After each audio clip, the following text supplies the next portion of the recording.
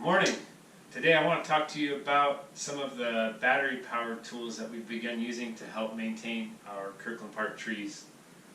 I'm going to focus primarily on the top handle chainsaw, and I'm also going to mention the telescoping pole saw as well as the handheld battery blower.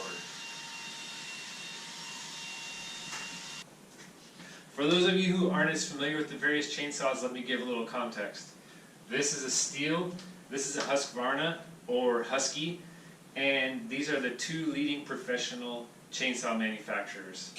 If we go back 20 years, the Stihl MS200T was the industry standard for a top handle saw, a climber's chainsaw. That later got replaced by this, the MS201T, which has been for several years now the industry standard. So this is the one that I've used the most in the tree, and this is the one that I'm going to be comparing to the new battery top handle saw. This is a Husqvarna or Husky T540ixp. I've been using this saw for about 6 months now in a variety of applications, in the same applications I would use the gas one.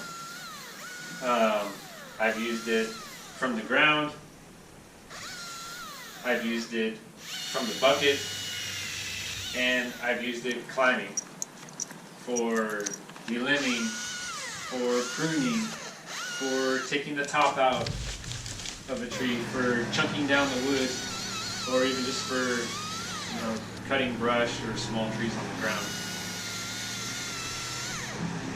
Okay, now I want to offer my impressions of the battery saw, and I want to compare it to the gas saw in a number of categories. If you'd like to see a more in-depth review on this saw or one like it, two reviews that were helpful for me were Dan with climbingarborist.com and Jake with Guilty of Treason. Noise level. So both the cutting implements make noise, so this saw still makes noise even though it's battery, but the engine, it doesn't have the engine this one does, so it is much quieter. And that's good for me as the operator. Of course, I still need to wear hearing protection, and it's good for the public and the park users. I haven't found the exhaust fumes to be bad on this saw, but I imagine that a little bit of exposure to an operator over their lifetime or their career could add up. But mostly I notice it in the bucket. When it's running in the bucket, the air doesn't circulate very well, and the fumes can be bothersome. Obviously this doesn't have any exhaust fumes. The battery saw is much easier to start. On the gas saw, there's the switch with on, off, half choke, choke. You actually have to pull start it, which could take a number of pulls to do.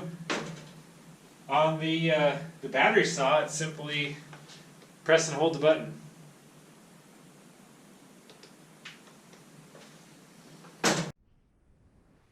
Okay, let me mention a couple obvious things and some maintenance considerations. Both saws still require bar oil. They both still have a bar and a chain. Obviously, the gas saw requires mixed gas. On the battery saw, we're trading that for a battery and a charger. The gas saw has more maintenance items. Air filter, fuel filter, spark plug, carburetor, and even the pole cord. The pole cord can get worn out and break. The bar and the chain, though, take the same maintenance regardless of whether it's gas or electric. I timed it from empty to full. This battery took 51 minutes to charge in our charger. Alright, what's the weight difference? The numbers show the battery and the power head are 8.5 pounds. The numbers for this one, 8.16 pounds for the empty power head, so add the fuel. On both of them, add the bar and the bar oil. We're really talking about pretty close to the same. Just weight-wise, they feel really close to me. This feels a touch lighter. I don't know if it's, maybe I do have a smaller bar. That might be part of it. Okay, cutting performance. The battery saw does just as well as the gas saw on smaller diameter wood, brush, branches, and the battery lasts as long as a tank of gas. However, getting into larger diameter wood, not only does the battery saw not have the torque to cut as well as the gas saw, but the battery starts draining really quick and doesn't last nearly as long as a tank of gas in large diameter wood. Otherwise, I actually like using the saw better. It's pretty zippy.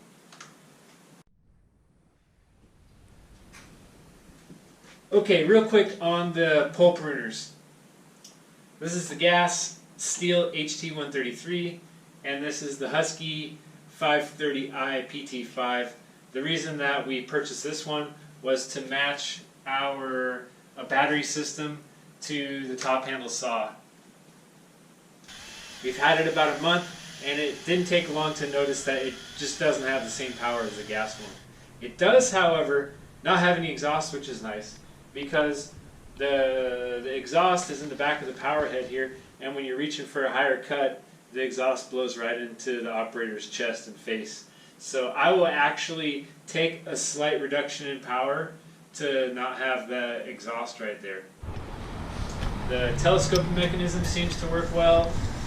You see, I'm still getting used to the balance of it, because the power head's actually lighter than the gas one, because the electric motor is up in the end, so the cutting end is actually heavier than the gas one, but the power head end is lighter.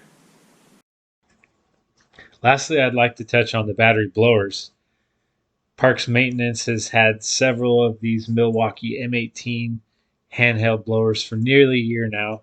So how good are they? It depends what we're comparing it to and what the application is. If we're comparing it to this, doing heavy leaf cleanup, there's no comparison. It's in a different class.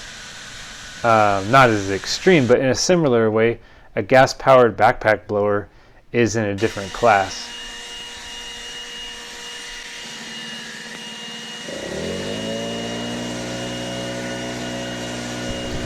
So in order to make a fair comparison, we have to compare the battery handheld blower to a gas handheld blower, neither of which is good at heavy leaf cleanup.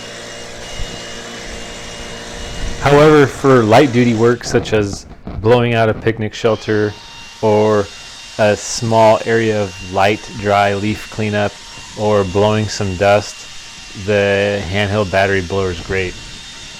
So if we're just talking handheld blowers, I much prefer the battery one. It's much easier to start than the gas blower. It doesn't have the exhaust fumes, it's not stinky. We'll have to see what the future brings for battery backpack blowers. I know there are a few manufacturers that make them now, but I don't have any experience with them.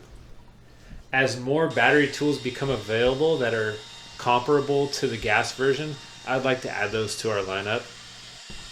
I'd also like to have an inverter and a charger on the truck so that as I'm using up a battery, there's one already ready to go on the charger I can switch it out with. 10 years ago, there would have been no way that I would have even thought that I would prefer an electric saw to a gas saw. But they've advanced a lot since then. And maybe even in another 5 years, we could be doing the majority of our light and even our medium duty work with battery tools.